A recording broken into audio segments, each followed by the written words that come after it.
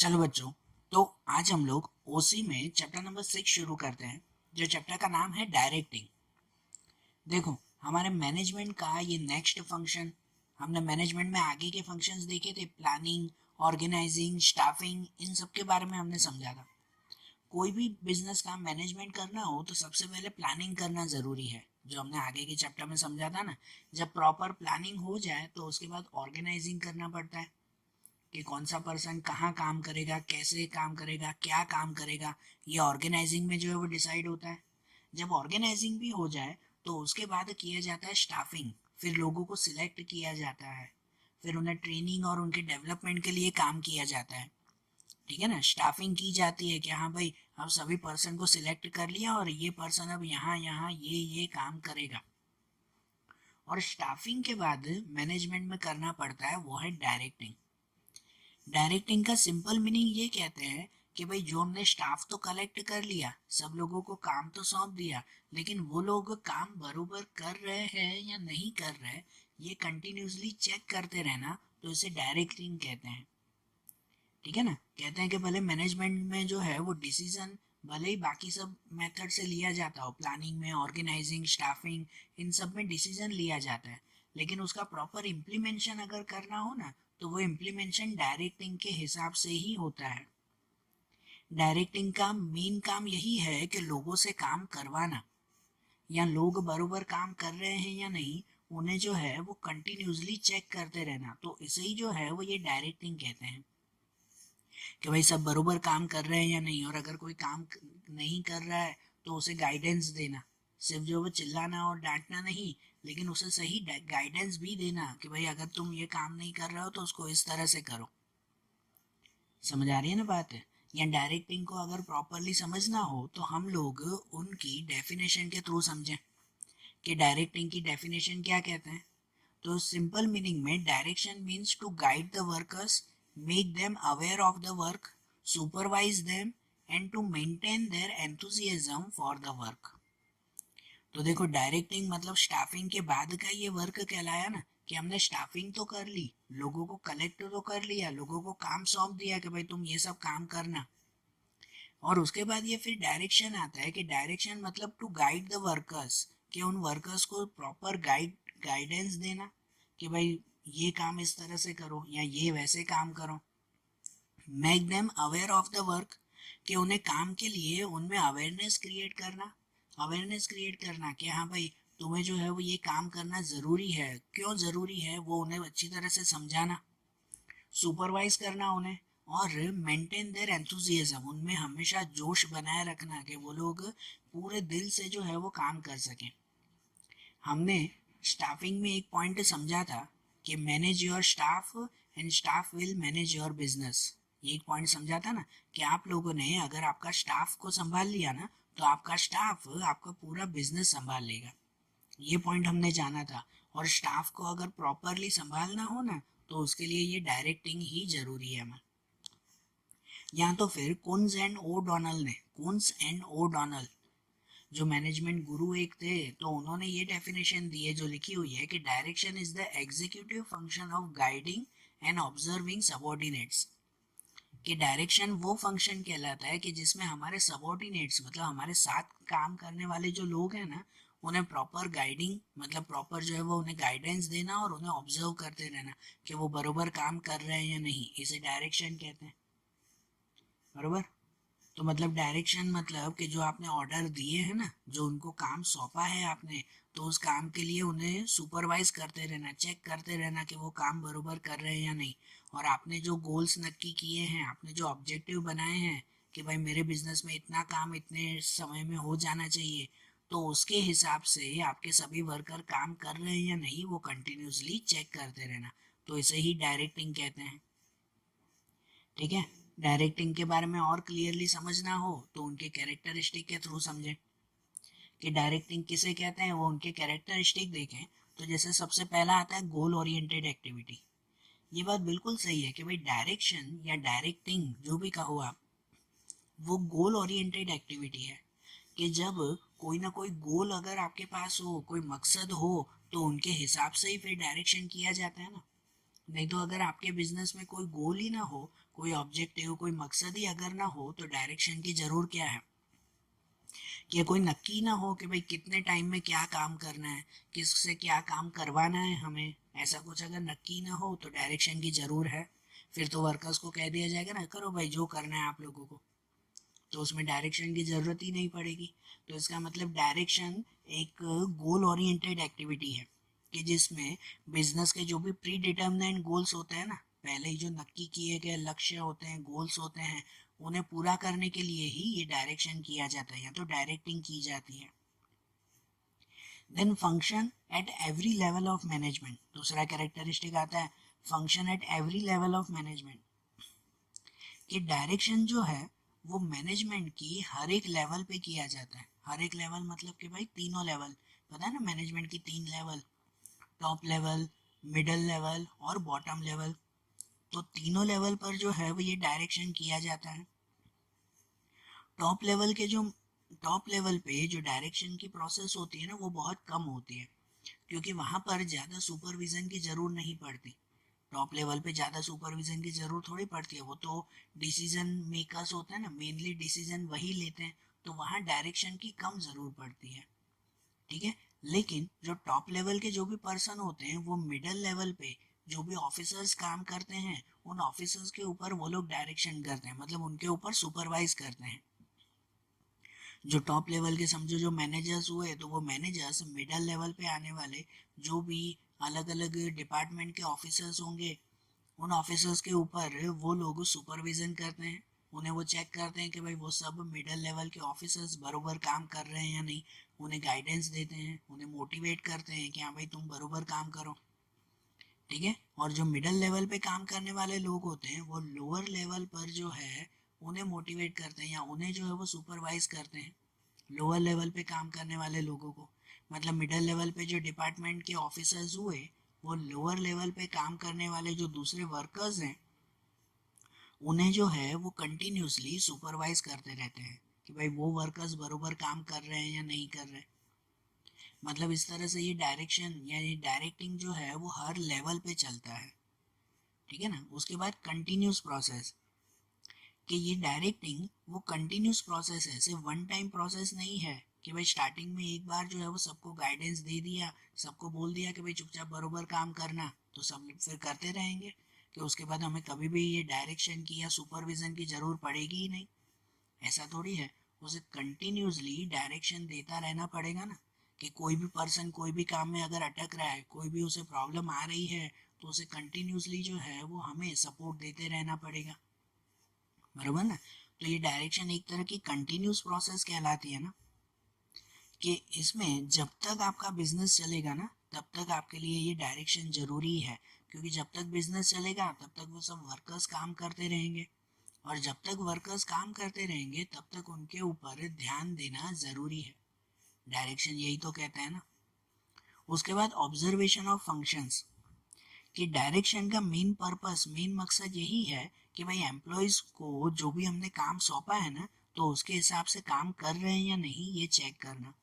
मतलब हर एक फंक्शन को ऑब्जर्व करना, चेक करना कि भाई वो जो है वो बरोबर काम कर रहे हैं या नहीं, और उसके लिए खाली उन्हें गाइडेंस देना या ऑर्डर दे देना नहीं, लेकिन कंटिन्यूसली उन्हें जो है वो समझाते रहना कि भाई तुम्हें ऐसे काम करना चाहिए, देखो तुमने ये काम किया है तो तुम्हारा टाइम ज़्यादा निकल रहा है, इससे अच्छा इस मेथड से काम करो तो तुम जो है वो जल्दी काम कर पाओगे। ऐसे होगा ना। बरोबर ना। तो इसमें जो है वो फंक्शंस को कंटिन्यूसली ऑब्जर्व किया जाता है, और सभी वर्कर्स को जो है वो कंटिन्यूसली समझाया जाता है कि भाई वो जो हमारे गोल्स हैं उनके अकॉर्डिंग कंटिन्यूसली वर्क करते रहें। इनके बाद आता है वाइडर स्कोप। तो डायरेक्शन का स्कोप बहुत बड़ा है। ठीक है ना। डायरेक्शन मतलब खाली ऑर्डर दे देना नहीं है, या जैसे बताया कि खाली गाइडेंस देना या खाली एडवाइस देना कि भाई चुपचाप ये काम करते रहो। डायरेक्शन मतलब सिर्फ इतना नहीं कहलाए, लेकिन उससे बहुत ज़्यादा है। कि डायरेक्शन का मतलब उसमें सभी चीज़ें इंक्लूड हो जाती है कि आपके वर्कर्स को कंटिन्यूसली जो है वो मोटिवेशन भी मिलना चाहिए, कि उन्हें काम करने की इच्छा होनी चाहिए। ठीक है ना। कि वो वर्कर्स ऐसे नहीं डल बैठे रहे कि हाँ भाई जबरदस्ती से काम करना है, नहीं, उन्हें इच्छा से काम करवाना, उन्हें मोटिवेट करते रहना। अगर कोई गलती करे तो उन्हें शांति से समझाना, अगर ज़्यादा बार गलती हो तो उसे डांटना भी, बरोबर। अगर कोई अच्छा काम करे तो उन्हें जो है वो उसकी तारीफ भी करना, अवार्ड भी देना। तो अगर कोई बुरा काम करे तो उसे जो है वो थोड़ा सा डांटना भी, या तो उन्हें कोई पनिशमेंट भी देना। तो डायरेक्शन में सभी चीज़ें आती हैं। जैसे वो होता है ना कि एक एक जैसे पेरेंट्स जो है वो अपने बच्चों को संभालते हैं, या जैसे टीचर एक स्टूडेंट को संभालते हैं, कि हर एक चीज़ पर जो है वो उन्हें समझाया जाता है, खाली एक बार बोलकर छोड़ देना नहीं होता।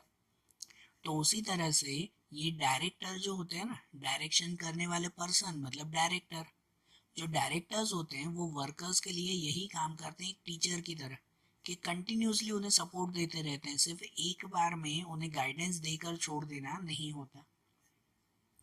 Then communication and motivation.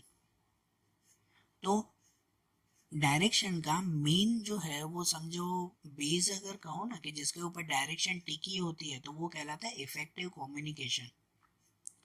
अगर जो डायरेक्टर्स हुए और जो वर्कर्स हुए उनके बीच में अगर इफेक्टिव कम्युनिकेशन नहीं होगी ना, तो डायरेक्शन फेल हो जाएगा। और अगर डायरेक्शन फेल हो गया ना, मतलब आपका पूरा मैनेजमेंट फेल हो सकता है उसकी वजह से। डायरेक्शन में जो है वो कम्युनिकेशन बहुत ज़रूरी है, कि अगर आपने कोई भी एम्प्लॉयज़ को सही समय पे सही अगर इंफॉर्मेशन नहीं दी, तो फिर काम जो है वो बहुत ज़्यादा बिगड़ सकता है। मतलब अगर कोई गलत काम करता हो और वो डायरेक्टर जो है वो उसे इग्नोर करता रहता हो, कि हाँ भाई चलो छोड़ो ना, देखते हैं बाद में, देखते हैं बाद में, देखते हैं। अगर डायरेक्टर ऐसा करता रहता हो, तो जिसमें जो है वो बात बात करते हुए आगे जो है वो बहुत बड़ी प्रॉब्लम क्रिएट हो सकती है ना, ठीक है ना। और सही कम्युनिकेशन भी तो जरूरी है ना, कि वो कोई डायरेक्टर अगर उसे सामने वाले को समझा रहा है, और अगर सामने वाले को वो बात समझ में ही ना आती हो, तो फिर क्या, तो भी तो प्रॉब्लम क्रिएट होती है ना। तो डायरेक्शन के लिए कम्युनिकेशन बहुत ज़्यादा ज़रूरी है, और कम्युनिकेशन के साथ साथ मोटिवेशन भी। कि डायरेक्टर का मेन काम ये भी होता है कि उनके जो भी वर्कर्स, जो भी एम्प्लॉयज़ हैं, उन्हें कंटिन्यूसली वो मोटिवेट करता रहे। क्योंकि अगर उन्हें जो है वो ये मोटिवेशन मिलता रहेगा ना, तो जिसकी वजह से जो है वो ये वर्कर्स पूरे एंथुजियाज्म से, पूरे जोश के साथ काम करेंगे। और मोटिवेशन कैसे देते हैं, उन्हें सही गाइडेंस देकर, सही जो है वो उन्हें सलाह देकर, कि अगर कोई पर्सन जो है वो कोई गलती कर रहा है तो उसे अच्छी तरह से समझा कर, कोई जो है वो सही काम कर रहा है तो उसे सबके सामने उसकी तारीफ करके, कुछ जिससे जो है वो आगे चल के और अच्छा काम करे। तो ऐसे कंटिन्यूसली मोटिवेशन देना भी वो डायरेक्टिंग में ही आता है। देन फ्लो ऑफ डायरेक्शन, कि डायरेक्शन का फ्लो कैसे होता है। तो बिजनेस में डायरेक्शन का फ्लो वो डाउनवर्ड साइड में जाता है, डाउनवर्ड, टॉप लेवल से बॉटम लेवल तक। मतलब जो टॉप लेवल में जो होते हैं ना, उनमें ज़्यादा डायरेक्शन की ज़रूर नहीं पड़ती। जैसे पहले भी हमने समझा कि जो टॉप लेवल के पर्सन होते हैं वो मिडिल लेवल के पर्सन के ऊपर डायरेक्शन करते हैं, ठीक है ना, उन्हें चेक करते हैं कि वो बरोबर काम कर रहे हैं या नहीं। और जो मिडिल लेवल पे काम करने वाले लोग होते हैं वो बॉटम लेवल के लोगों के ऊपर डायरेक्शन करते हैं, मतलब उन्हें वो चेक करते हैं कि वो बॉटम लेवल पे बरोबर काम कर रहे हैं या नहीं। तो इसलिए डायरेक्शन की प्रोसेस कैसे कहलाई, अपवर्ड टू डाउनवर्ड कहलाई ना, ऊपर से नीचे। कि भाई बॉटम लेवल के लोग मिडिल लेवल को थोड़ी चेक करेंगे कि वो बरोबर काम कर रहे हैं या नहीं। ये प्रोसेस वन वे चलती है, इसका फ्लो, डायरेक्शन का फ्लो वन वे है, एक ही साइड में है, और हमेशा अपवर्ड से डाउनवर्ड जाता है, ठीक है। उनके बाद आता है मैनेजरियल फंक्शन। मैनेजरियल फंक्शन, कि डायरेक्शन वो मैनेजमेंट का ही एक फंक्शन है। कि जैसे दूसरे फंक्शन आते हैं ना, planning, organising, staffing, coordination, controlling, तो इन्हीं के ही साथ ये डायरेक्शन भी मैनेजमेंट का ही एक फंक्शन माना जाता है। कि अगर डायरेक्शन प्रॉपरली न किया जाए ना, तो भी पूरा का पूरा मैनेजमेंट फेल हो सकता है, बरोबर ना। आई बात समझ में। तो डायरेक्शन किसे कहते हैं ये थोड़ा सा क्लियर हुआ ना। अब जैसे इनके कैरेक्टरिस्टिक देखें ना, अब ऐसे ही इनके एडवांटेजेस देखें या इम्पोर्टेंस देखें, कि डायरेक्शन से क्या फ़ायदा होता है। कि अगर उनके वर्कर्स को प्रॉपर जो है वो नॉलेज मिलती रहे, प्रॉपर अगर उन्हें जो है वो ट्रेनिंग मिलती रहे, प्रॉपर उन्हें गाइडेंस मिलती रहे वर्कर्स को, इन शॉर्ट कि प्रॉपर उन्हें अगर डायरेक्शन मिलता रहे, तो उससे क्या क्या फ़ायदे होंगे। तो डायरेक्टिंग के फ़ायदे ये हैं, सबसे पहला आता है इंक्रीज इन एफिशिएंसी। कि अगर प्रॉपर डायरेक्शन दिया जाए ना, तो जिनकी वजह से उनके जो एम्प्लॉयज़ है ना, उन एम्प्लॉयज़ की एफिशिएंसी बढ़ेगी। एफिशिएंसी मतलब कि काम करने की क्षमता, काम करने की क्षमता बढ़ जाएगी। कि एफिशिएंसी उनकी बढ़ेगी कि भाई जो भी एम्प्लॉयज़ होंगे ना, वो खुद का काम के लिए, खुद के काम के लिए अवेयर होंगे कि हाँ भाई मुझे ये काम करना है, ये काम अच्छी तरह से करना है। और इसकी वजह से, इनकी वजह से जो है वो वर्कर्स जब अच्छी तरह से काम करेंगे तो उसका फ़ायदा पूरे के पूरे बिजनेस को होगा ना, पूरे बिजनेस यूनिट को इसका फ़ायदा हो सकता है। ठीक है ना, तो इसलिए इंक्रीज इन एफिशिएंसी। दूसरा आता है असेसमेंट ऑफ एफिशिएंसी। कि असेसमेंट ऑफ एफिशिएंसी भी डायरेक्शन के थ्रू ही पॉसिबल है।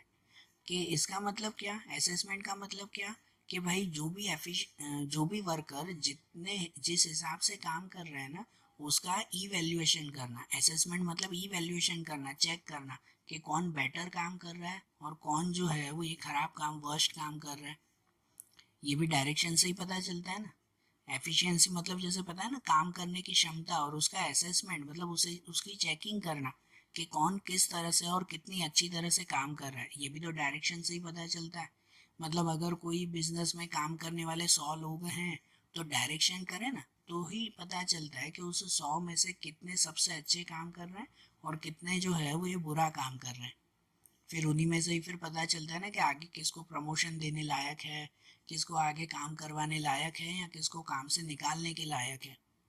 ये सब भी किससे पता चलता है, इस डायरेक्शन से ही ना। मतलब डायरेक्शन जो है वो उन वर्कर्स का असेसमेंट करवाता है, इवैल्यूएशन जो है वो करवाता है, कि जिससे प्रॉपरली पता चलता है कि कौन सा वर्कर कितनी अच्छी तरह से काम कर रहा है। Then motivation to employees. ये हमने पहले भी देखा कि भाई डायरेक्शन की वजह से जो है वो उनके एम्प्लॉयज़ को एक तरह का मोटिवेशन मिलता है। वो अवेयर होते हैं कि कौन सा काम करना है, कौन सी मेथड के से करना है, बिजनेस की कौन सी पॉलिसीज, कैसे रूल्स हैं, ये सब डायरेक्शन से उन्हें पता चलता है ना वर्कर्स को। मतलब उन्हें एक तरह का मोटिवेशन मिलता है कि चलो भाई अगर कोई प्रॉब्लम भी हो गई ना, तो हाँ भाई मेरे ऊपर डायरेक्टर हैं, मेरे ऊपर सुपरवाइज़र हैं, कि भाई वो मुझे सपोर्ट करेंगे। तो इसलिए वो और अच्छी तरह से और जोश के साथ वो काम करते हैं। तो एम्प्लॉयज़ को भी एक तरह का मोटिवेशन मिलता है। उसके बाद आता है effective planning and organisation. Effective planning and organisation. कि देखो प्लानिंग का मतलब क्या होता है, कि भाई जो है वो ज़रूरी डिसीजन लेना, कि भाई कौन सा काम कब करना है, कैसे करना है, इसके लिए डिसीजन लेना, वो प्लानिंग करना कहते हैं ना।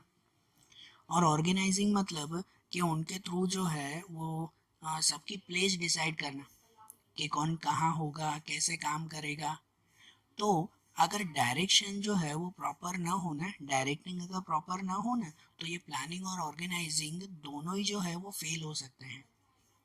कि अगर वही जो है वो डायरेक्शन जरूरी ना हो, या फिर वो अच्छी तरह से ना किया गया हो, तो पूरी की पूरी प्लानिंग फेल हो सकती है। लेकिन अगर डायरेक्शन प्रॉपर वे में करें ना, डायरेक्शन अगर अच्छी तरह से किया जाता हो ना, तो उससे आपकी प्लानिंग भी सक्सेस हो सकती है और पूरी ऑर्गेनाइजेशन भी सक्सेस हो सकती है।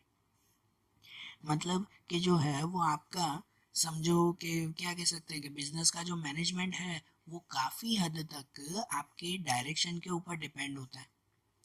कि अगर डायरेक्शन नहीं होगा तो फिर आपके बिजनेस का प्रॉपर मैनेजमेंट भी नहीं हो पाएगा।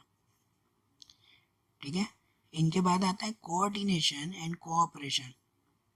तो कोऑर्डिनेशन एंड कोऑपरेशन मतलब क्या, कि भाई जितने भी वर्कर्स काम करते हैं ना, वो कोऑपरेशन मतलब कि मिलजुल के करें, और कोऑर्डिनेशन मतलब एक दूसरे के साथ तो उनका रिलेशन बना रहे। ये भी किसकी वजह से पॉसिबल है, तो ये भी डायरेक्शन की वजह से ही। डायरेक्शन में जो डायरेक्टर्स होते हैं ना, वो डायरेक्टर्स क्या करते हैं कि जो भी एम्प्लॉयज़ हुए ना, कि उन एम्प्लॉयज़ का जो भी पर्सनल, समझो कि उनका जो पर्सनल इंटरेस्ट है ना, वो बिजनेस के इंटरेस्ट के साथ जोड़ने का काम करते हैं। जो डायरेक्टर्स होते हैं, जो सुपरवाइजर्स होते हैं, वो जो है वो उन वर्कर्स को ये कहते हैं कि देखो भाई तुम्हें अगर अपना ये काम पूरा करना है ना, तुम्हारा ये पर्सनल इंटरेस्ट है। ठीक है भाई, जैसे कोई वर्कर अगर बिजनेस में जुड़ा कि भाई उसे एक नया घर खरीदना है भाई, इसलिए वो यहाँ पे नौकरी में जुड़ा है। ठीक है ना, एक नया घर खरीदने के लिए। तो अब वो बिजनेस का मालिक उसे कोई घर तो खरीद के देगा नहीं, लेकिन जो सुपरवाइजर होता है ना, वो उसे मोटिवेट करता है, उसे जो है वो डायरेक्शन देता है कि देखो तुम एक काम करो, तुम जो है वो इस बिजनेस में अच्छी तरह से काम करो।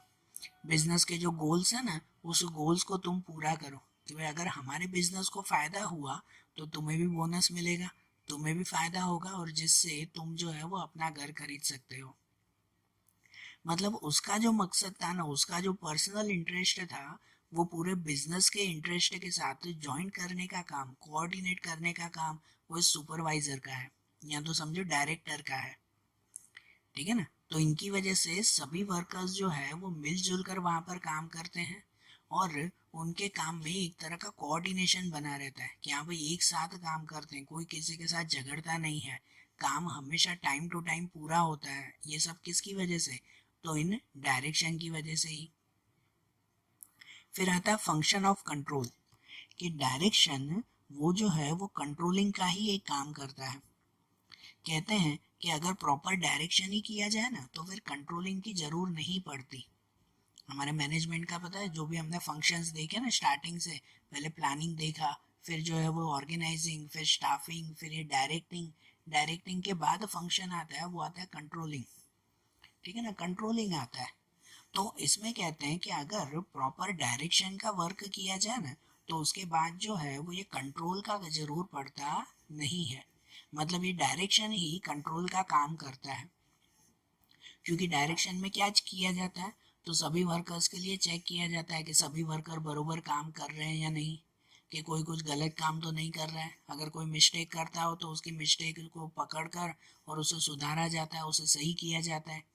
ये वर्क किया जाता है ना डायरेक्शन में।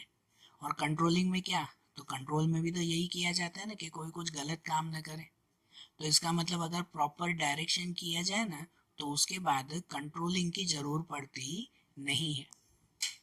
ठीक है, तो मतलब डायरेक्शन ही कंट्रोलिंग का काम भी कर देता है। उसके बाद क्या फायदा ये होता है कि भाई इंक्रीज इन एंथुजियाज्म, कि इन डायरेक्शन की वजह से जो है वो वर्कर्स में हमेशा जोश बना रहता है, उनका एंथुजियाज्म इंक्रीज होता है।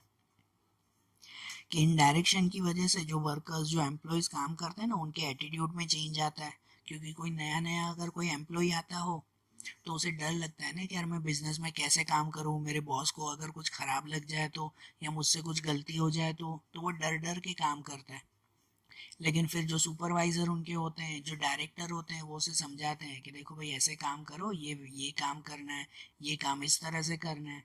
तो जिससे उसे उसमें भी एक तरह का एंथुजियाज्म, एक तरह का जोश आ जाता है ना, कि हाँ भाई चलो सुपरवाइजर ने जो है वो मुझे ये सब समझाया है ना, अब ये काम ऐसे ही करना है, मैं इस तरह से करूँगा तो मुझे भी बेनिफिट मिलेगा और मेरा बॉस भी खुश हो जाएगा। है कि नहीं? मतलब उनमें एक तरह का जो है वो नया जोश आता है कि चलो अब जो है वो काम करने में मजा आएगा इसमें। तो ये किसकी वजह से? ये भी डायरेक्शन की वजह से। डायरेक्शन की वजह से जो वर्कर्स होते हैं, उन वर्कर्स का जो है वो काम में इंटरेस्ट ज़्यादा बढ़ जाता है। अगर कोई भी तरह की प्रॉब्लम हो तो डायरेक्टर्स उन प्रॉब्लम का सॉल्यूशन करते हैं। ठीक है, तो इनकी वजह से वो हमेशा कंटिन्यूसली वर्क करते रहते हैं।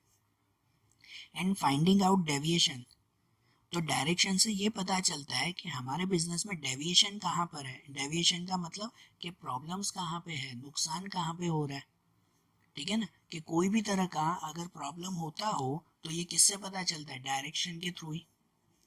डायरेक्शन से जब प्रॉपर सुपरवाइजन किया जाता है ना, सुपरवाइजिंग जब जो है वो किया जाता है तो उससे हमारे बिजनेस के सभी फंक्शंस को चेक किया जाता है कि भाई वो बरोबर काम कर रहे हैं या नहीं। भाई हमने जो स्टैंडर्ड्स बनाए हैं, जो लिमिट बनाई है कि भाई ये काम ऐसे ही होना चाहिए, इतनी क्वालिटी का होना चाहिए, तो वो सही क्वालिटी का बन रहा है या नहीं बन रहा है। क्योंकि अगर सही क्वालिटी का कोई काम नहीं होगा तो आगे जाके पूरी कंपनी का नाम, पूरे बिजनेस का नाम ही डूबेगा ना। तो ये भी सब डायरेक्शन से ही चेक करते हैं ना, कि भाई हमारे बिजनेस के डेविएशन पता चलते हैं।